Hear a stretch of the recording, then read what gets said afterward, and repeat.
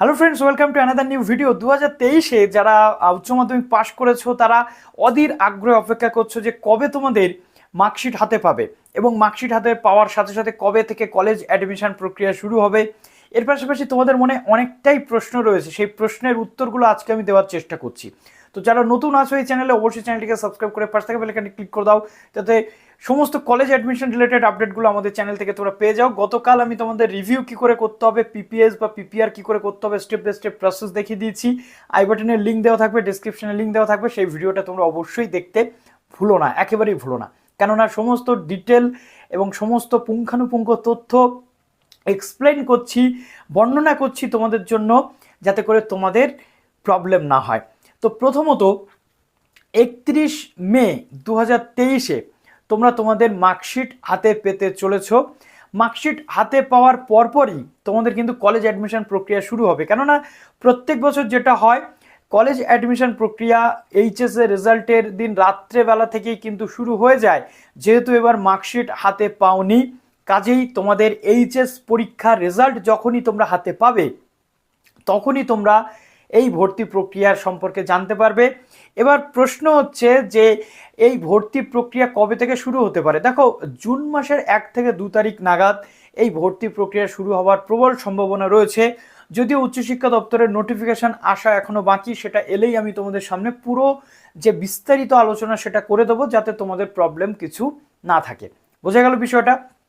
এবার তোমাদের প্রশ্ন থাকতে পারে যে এবছর ভর্তি প্রক্রিয়া কেমনভাবে হতে চলেছে।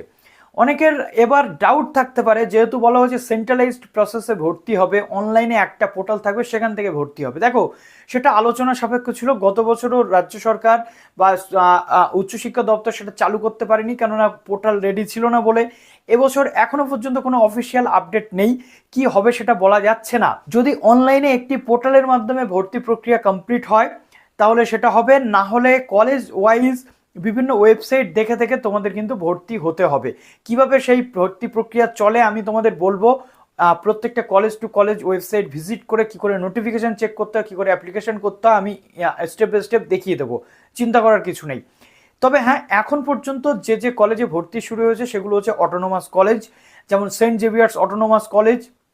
এছাড়াও একাধিক অটোনোমাস কলেজ রয়েছে, 1 বাই 1 সেই আপডেটগুলো আমি তোমাদের জন্য নিয়ে আসবো। এই গেল মোটামুটি বেসিক কনসেপ্ট। এবার প্রশ্ন হচ্ছে তোমাদের, অনেকের প্রশ্ন থাকে যে কলেজে ভর্তি হতে গেলে কত নাম্বার প্রয়োজন হয়। দেখো, কলেজে ভর্তি হতে গেলে নাম্বারের কোনো বাধা ধরার নিয়ম থাকে না।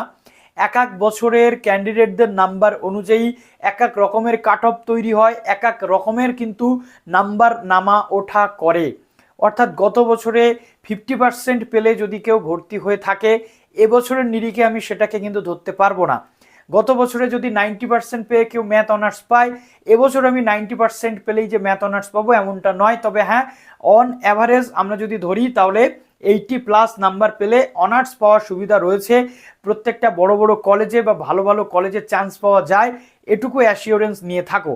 তবে হ্যাঁ, যারা পাশ করেছো তারাও যে ভর্তি হতে পারবে না এমনটা নয়। পাশ যারা করেছো, মোটামুটি নাম্বার পেয়েছো, তারাও কলেজে ভর্তি হতে পারবে, চিন্তার কোনো কারণ নেই। তবে হ্যাঁ, কম্পিটিশন প্রত্যেকবার থাকে, এবছরও কম্পিটিশন থাকবে। অনেক ক্যান্ডিডেট ভালো রেজাল্ট করেছে, 1 থেকে 72-এর মধ্যে রয়েছে, 72 জন রয়েছে 1 থেকে 10-এর মধ্যে, এবং 36% এখানে আমরা দেখতে পাচ্ছি, 36 to 38 রয়েছে 60%-এর ক্যান্ডিডেট। সুতরাং কম্পিটিশন যে হাই লেভেলে হতে চলেছে সেটা কনফার্ম থাকো। তবে হ্যাঁ, এর জন্য প্রচুর প্রচুর কলেজে তোমাদের আবেদন করতে হবে, অনেক অনেক কলেজে, যাতে করে তোমাদের কোথাও না কোথাও তোমরা চান্স পেয়ে যাও। ওকে, তোমাদের প্রশ্ন থাকতে পারে, দাদা কলেজে অনার্স পেতে গেলে কত নাম্বার লাগে।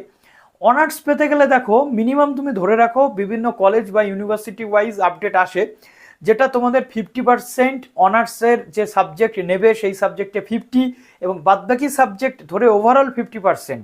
আবার কেউ কেউ কোনো কলেজ বলে যে অনার্স যে সাবজেক্টে নেবে সেটাতে 60, ওভারঅল 50, অর্থাৎ বেস্ট অফ 4+ অনার্স মিলে তোমাদের নাম্বারটা ক্যালকুলেট হয়। আবার বর্ধমান ইউনিভার্সিটির কলেজগুলোতে কি হয়, বেস্ট অফ 5+ অনার্স, অর্থাৎ তুমি যে সাবজেক্টে অনার্স নেবে, সাপোজ তুমি ম্যাথে অনার্স নিচ্ছ, তোমার ফিজিক্স কেমিস্ট্রি রয়েছে এবং ম্যাথ রয়েছে, ইংলিশ এবং বাংলা রয়েছে, অর্থাৎ টপ 5 সাবজেক্ট, এর থেকে বেস্ট 4 সাবজেক্ট তোমাকে বাছতে হবে, তার মধ্যে ম্যাথও থাকতে পারে।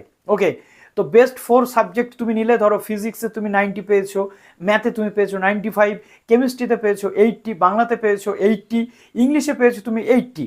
এখান থেকে তুমি টপ 4 সাবজেক্ট নেবে, নিয়ে তার সাথে আবার তুমি ম্যাথটাকে যোগ করবে, যেহেতু ম্যাথটাকে তুমি অনার্স নিচ্ছ, ম্যাথটাকে আবার তার সাথে যোগ করবে, যে নাম্বারটা হবে সেই ফিগার আউট করেই কিন্তু লিস্ট নামে এতদিন পর্যন্ত সেরকমভাবে চলে এসেছে। এবার সেন্ট্রালাইজড প্রসেস একটু অন্যরকম হতে পারে যদি সেন্ট্রালাইজড প্রসেস হয়, না হলে যেমন অন্যান্যবার হয় এবারেও কিন্তু তেমনি হবে।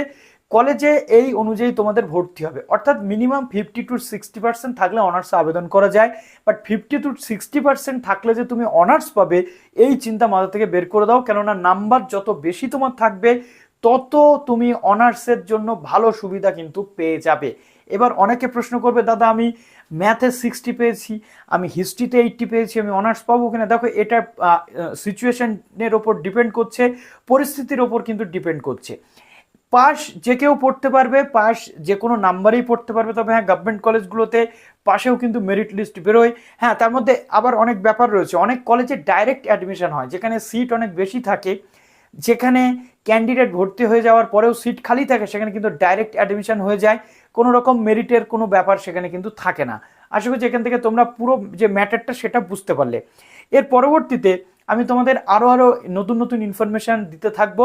তো চলো ভিডিওটা এখানে শেষ করলাম, ভালো থাকো সবাই, এই ধরনের ইনফরমেশন পাওয়ার জন্য আমাদের সাথে জুড়ে থাকো। Best of luck.